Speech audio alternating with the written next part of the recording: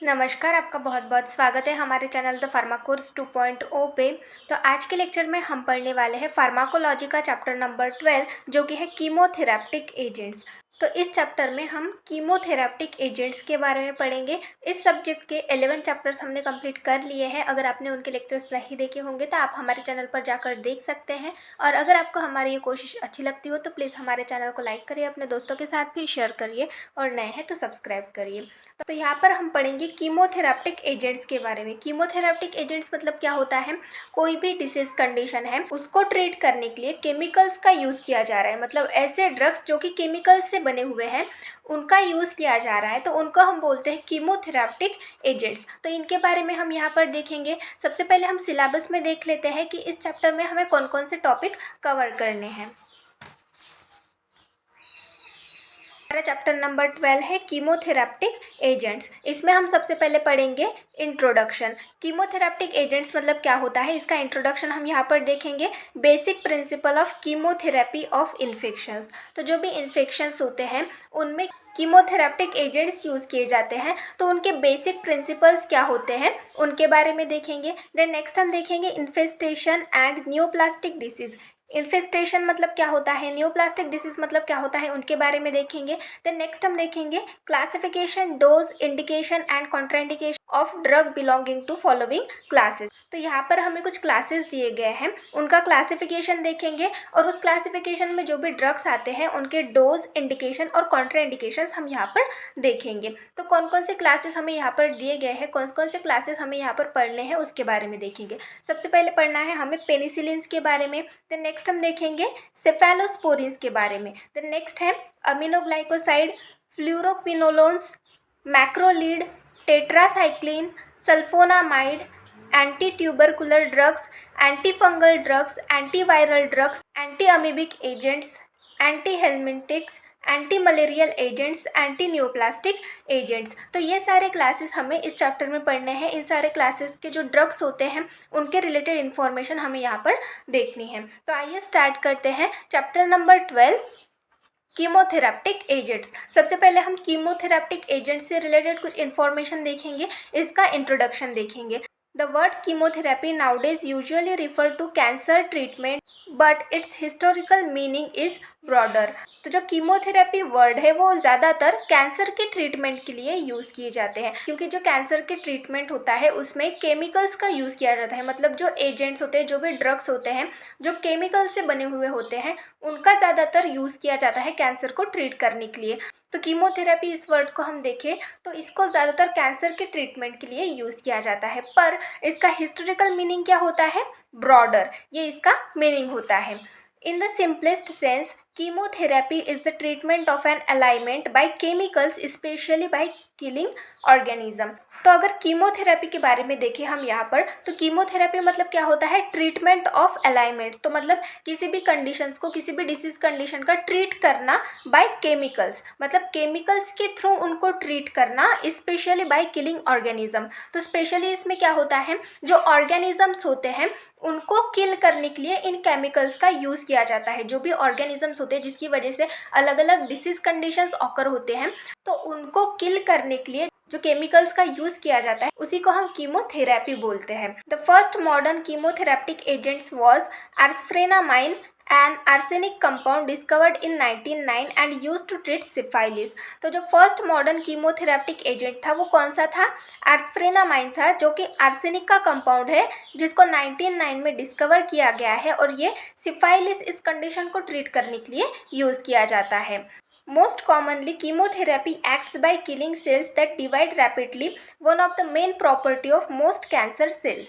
तो कीमोथेरेपी में क्या होता है, कीमोथेरेपी के जो भी एजेंट्स होते हैं, जो भी ड्रग्स होते हैं, जो भी केमिकल्स होते हैं, वो क्या करते हैं, ऐसे सेल्स को किल करते हैं जो कि रैपिडली डिवाइड होते हैं।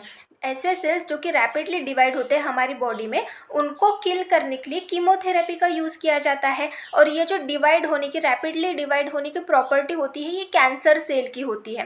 कैंसर सेल जो होते हैं वो हमारी बॉडी में रैपिडली डिवाइड होते हैं। तो ये जो कीमोथेरेप्टिक एजेंट्स होते हैं ये क्या करते हैं, ये रैपिडली डिवाइड होने वाले सेल्स को ही किल करते हैं। तो इसीलिए इसको कैंसर के ट्रीटमेंट में ज़्यादातर यूज़ किया जाता है। This means it also harms cells that divide rapidly under normal normal circumstances. तो इसका मतलब क्या होता है, हमारी बॉडी में कुछ अदर सेल्स भी होते हैं जो कि नॉर्मली रैपिडली डिवाइड होते हैं हमारी बॉडी में। तो उस कंडीशन में क्या होता है, ये जो कीमोथेराप्टिक एजेंट्स होते हैं ये उन सेल्स को भी हार्म करते होंगे, मतलब जो सेल्स हमारे बॉडी में रैपिडली डिवाइड हो रहे हैं, नॉर्मली जो डिवाइड हो रहे हैं, जो कि हमारी बॉडी के लिए बहुत इसेंशियल है, तो उनको भी ये ड्रग्स हार्म करते होंगे।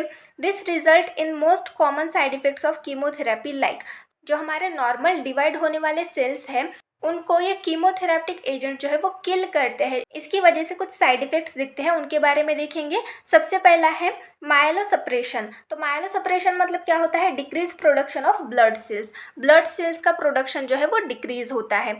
तो ब्लड सेल्स भी हमारी बॉडी में ये डिवाइड होते हैं, तो इनका प्रोडक्शन डिक्रीज हो जाता है क्योंकि ये जो कीमोथेराप्टिक एजेंट्स हैं ये इनको भी किल कर देते हैं। देन नेक्स्ट है म्यूकोसाइटिस। तो म्यूकोसाइटिस मतलब क्या होता है, inflammation of the lining of digestive tract. तो डाइजेस्टिव ट्रैक्ट की जो लाइनिंग होती है उनमें इन्फ्लामेशन आ जाती है। देन नेक्स्ट है एलोपेसिया।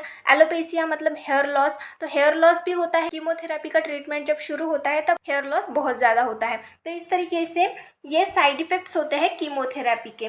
देन नेक्स्ट हम देखेंगे क्लासिफिकेशन ऑफ एंटीमाइक्रोबियल एजेंट्स। तो क्लासिफिकेशन जो है वो ज़्यादातर पूछा जाता है, तो इसीलिए हम यहाँ पर क्लासिफिकेशन देखेंगे। एंटीमाइक्रोबियल एजेंट्स यही होते हैं, ये कीमोथेराप्टिक एजेंट्स। तो ये जो कीमोथेराप्टिक एजेंट्स हैं ये ऑर्गेनिजम्स को किल करने के लिए यूज़ किए जाते हैं, इसलिए यहाँ पर हमने एंटीमाइक्रोबियल एजेंट्स लिखा है। तो ये कीमोथेराप्टिक एजेंट्स का ही क्लासिफिकेशन है, तो इनके बारे में देखेंगे। तो सबसे पहले हम देखेंगे बेस्ड ऑन केमिकल स्ट्रक्चर। तो केमिकल स्ट्रक्चर के बेस्ड पे इसका क्लासिफिकेशन देखेंगे। सबसे पहला है एंटीबायोटिक्स। इसमें सब कैटेगरीज हमें दी गई है, उनके बारे में देखेंगे। सबसे पहली कैटेगरी है बीटा लैक्टम एंटीबायोटिक्स। तो बीटा लैक्टम एंटीबायोटिक्स के एग्जांपल है penicillin and cephalosporin. Then next है अमीनोग्लाइकोसाइड्स, जिसके एग्जांपल है streptomycin, gentamicin. Third one is the macrolide antibiotics, जिसके एग्जांपल है erythromycin, clarithromycin. Fourth one is the tetracycline, जिसके एग्जांपल है डॉक्सीसाइक्लिन, मिनोसाइक्लिन। देन नेक्स्ट है नाइट्रोबेंजीन डेरिवेटिव, जिसके एग्जांपल है क्लोरामफेनिकॉल। देन नेक्स्ट है पॉलीपेप्टिडिल एंटीबायोटिक, जिसके एग्जांपल है bacitracin and tyrothricin. Then next है पॉलीइन एंटीबायोटिक्स, जिसके एग्जांपल है निस्टैटिन एंड हैमाइसिन। देन नेक्स्ट है मिसलेनियस एजेंट्स, जिसके एग्जांपल है रिफेम्पेसिन एंड वियोमाइसिन। तो इस तरीके से ये एंटीबायोटिक्स हो गए, ये सारे हमने यहाँ पर देखे, ये एंटीबायोटिक्स हैं। देन नेक्स्ट हम देखेंगे अदर देन एंटीबायोटिक्स। ये सेकंड है अदर देन एंटीबायोटिक्स। तो हमने पहले एंटीबायोटिक्स के बारे में देखा, अब एंटीबायोटिक्स को छोड़ के जो एजेंट्स होते हैं जो कि एज अ एंटीमाइक्रोबियल एजेंट करके काम करते हैं उनके बारे में देखेंगे। तो इसमें भी सब कैटेगरीज दी गई है, इनके बारे में देखेंगे। सबसे पहला है सल्फोनामाइड एंड रिलेटेड एजेंट्स, जिसके एग्जांपल है सल्फाडायाजिन, PAS। PAS मतलब para amino salicylic acid. Then next है डाई अमीनोपाइरिमिडिन्स, जिसके एग्जांपल है पायरीमिथामिन।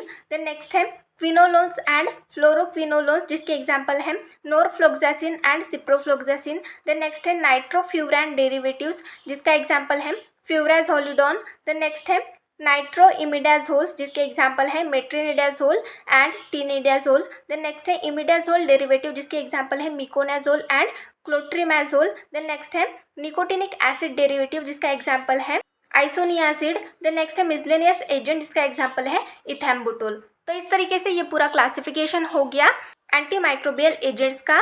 ये केमिकल स्ट्रक्चर के बेस्ड पे क्लासिफिकेशन किया गया है। केमिकल स्ट्रक्चर के बेस्ड पे जो क्लासिफिकेशन होता है ये यहाँ पर हमने देखा, ये इम्पॉर्टेंट है क्लासिफिकेशन, इसीलिए यहाँ पर हमने ये देखा। हालांकि एंटीमाइक्रोबियल एजेंट्स के और अलग अलग तरीके के क्लासिफिकेशन, जैसे कि based on mechanism of action, then उनकी रेंज के अकॉर्डिंग इसका क्लासिफिकेशन किया गया है। अलग अलग तरीके के एंटीमाइक्रोबियल एजेंट्स के क्लासिफिकेशन होते हैं। आपको अदर एंटीमाइक्रोबियल एजेंट्स के क्लासिफिकेशन चाहिए है तो उस कंडीशन में आप कमेंट्स में बता सकते हैं, हम उसके रिलेटेड भी अनदर वीडियो बनाएंगे।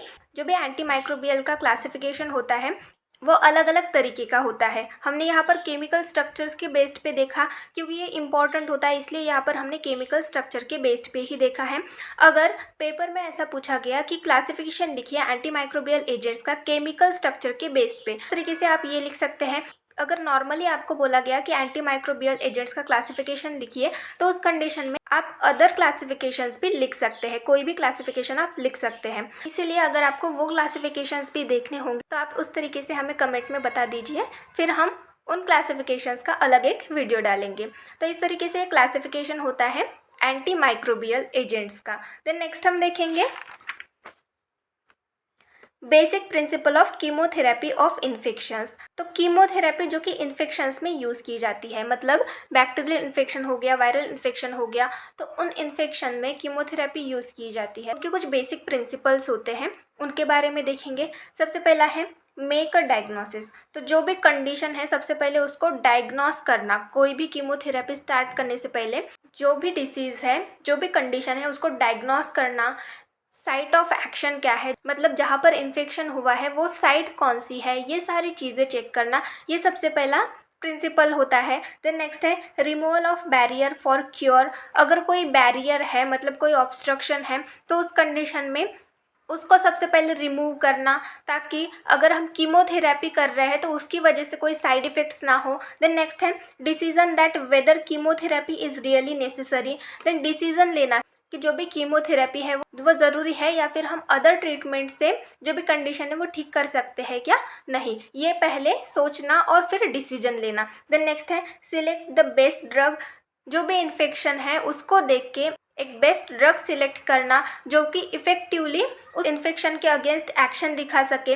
देन नेक्स्ट है frequency and duration of drug action. तो फ्रीक्वेंसी और ड्यूरेशन क्या होती है ड्रग एक्शन की, जैसे कि कुछ एंटीबायोटिक्स होते हैं, अगर बहुत ज़्यादा अमाउंट में दिए जाए तो कुछ साइड इफ़ेक्ट्स दिखते हैं, अगर कम अमाउंट में दिए जाए तो एक्शन ही शो नहीं करते। तो एक ऑप्टिमम प्रॉपर अमाउंट में जो है एंटीबायोटिक्स का एडमिनिस्ट्रेशन होना चाहिए। उनकी फ्रीक्वेंसी, उनकी ड्यूरेशन क्या होती है, ये सारी चीज़ें चेक करना सबसे पहले ज़रूरी होता है। देन नेक्स्ट है कंटिन्यू थेरेपी। तो कंटिन्यू थेरेपी मतलब जैसे एक्यूट इन्फेक्शन हो गया तो उसकी थेरेपी कितने दिन की होती है, 5 to 10 डेज की होती है। पर अगर क्रोनिक हो गया तो उस कंडीशन में कितने दिनों तक थेरेपी स्टार्ट रखनी है, ये सारी चीज़ें जो है वो देखना। देन नेक्स्ट है टेस्ट फॉर क्योर। तो कुछ ऐसे इन्फेक्शंस होते हैं, कुछ ऐसे थेरेपीज़ होते हैं जैसे वो कंप्लीट होने के बाद भी सिम्टम्स वगैरह सब डिसअपियर हो जाते हैं, पर जो बैक्टीरिया होता है वो बॉडी से पूरी तरीके से एलिमिनेट आउट नहीं किया रहता, वो पूरी तरीके से किल नहीं होता, वो बॉडी में प्रेजेंट रहता है। तो उस कंडीशन में टेस्ट करना कि प्रॉपरली इन्फेक्शन पूरी तरीके से ठीक हुआ है या नहीं हुआ है। देन नेक्स्ट है प्रोफाइलैक्टिक कीमोथेरेपी। प्रोफाइलैक्टिक कीमोथेरेपी मतलब क्या होता है, जैसे सर्जरी हुई है तो जो सर्जरी की साइट है उस जगह पर इन्फेक्शन ना हो, ये प्रॉपरली चेक करना, इसको हम प्रोफाइलैक्टिक कीमोथेरेपी बोलते हैं। तो इस तरीके से ये कुछ बेसिक प्रिंसिपल्स होते हैं कीमोथेरेपी के। देन नेक्स्ट हम देखेंगे इन्फेस्टेशन डिसीज। तो इन्फेस्टेशन डिसीज मतलब क्या होता है उसके बारे में देखेंगे। It refers to a parasitic disease caused by animals such as arthropods and worms. तो ये क्या होता है, ये एक पैरासाइटिक डिसीज होता है जो कि एनिमल्स के थ्रू होते हैं। ये ऐसे डिसीज कंडीशंस होते हैं जो कि एनिमल्स के थ्रू होते हैं, जैसे कि आर्थ्रोपोडा जिसमें माइट्स आते हैं, टिक्स आते हैं, लाइस आते हैं। इनकी वजह से अगर कोई कंडीशन हो गई है, इनकी वजह से कोई डिसीज़ हुआ है तो उसको हम इन्फेस्टेशन डिसीज़ बोलते हैं। या फिर किसी वॉर्म्स की वजह से जो है वो डिसीज़ हुआ है तो उस कंडीशन को हम बोलते हैं इन्फेस्टेशन डिसीज़। इसमें जो प्रोटोजोआ है, वायरसेस है, बैक्टीरिया है, ये सारी चीज़ें इंक्लूड नहीं होती, फंगाई वगैरह, ये सारी चीज़ें, इन सारी चीज़ों से अगर इन्फेक्शन हुआ है तो उसको हम इन्फेस्टेशन नहीं बोलते, उसको हम इन्फेक्शन ही बोलते हैं। पर अगर कोई इन्फेक्शन हुआ है जो कि एनिमल्स की वजह से हुआ है तो उस कंडीशन को हम इन्फेस्टेशन डिसीज बोलते हैं। तो इस तरीके से इन्फेस्टेशन डिसीज होता है। देन नेक्स्ट है नियोप्लास्टिक डिसीज। अब नियोप्लास्टिक डिसीज मतलब क्या होता है, an abnormal mass of tissue that forms when cells grow and divide more than they should and do not die when they should. जब हमारे सेल्स नॉर्मली डिवाइड होते रहते हैं उस टाइम पे जो एबनॉर्मल मास होता है वो भी डिवाइड होता रहता है, हमारे बॉडी में ग्रो होता रहता है, और साथ में उसकी डेथ भी नहीं होती। जो एबनॉर्मल मास होता है उसकी डेथ भी नहीं होती। तो इस तरीके से ये जो मास होता है, एबनॉर्मल मास होता है टिश्यूज़ में, उसका हम बोलते हैं न्यूप्लास्टिक डिसीज़। मतलब ये सेल्स होते हैं, हमारे नॉर्मल सेल्स जो होते हैं उन्हीं के साथ ये एबनॉर्मल सेल्स ऑकर होते हैं और डिवाइड होते रहते हैं हमारी बॉडी में, जो कि एक ट्यूमर फॉर्म करते हैं। उसकी वजह से फिर कैंसर जैसी कंडीशन ऑकर होती है, तो उसी को हम न्यूप्लास्टिक डिसीज़ बोलते हैं। तो इस तरीके से ये कुछ इन्फॉर्मेशन हो गई यहाँ पर हमने, जो हमें सिलेबस में दी गई थी वो सारी इन्फॉर्मेशन हमने यहाँ पर देखी। तो आज के लेक्चर में बस इतना ही, बाकी का टॉपिक हम नेक्स्ट लेक्चर में देखेंगे। Thank you.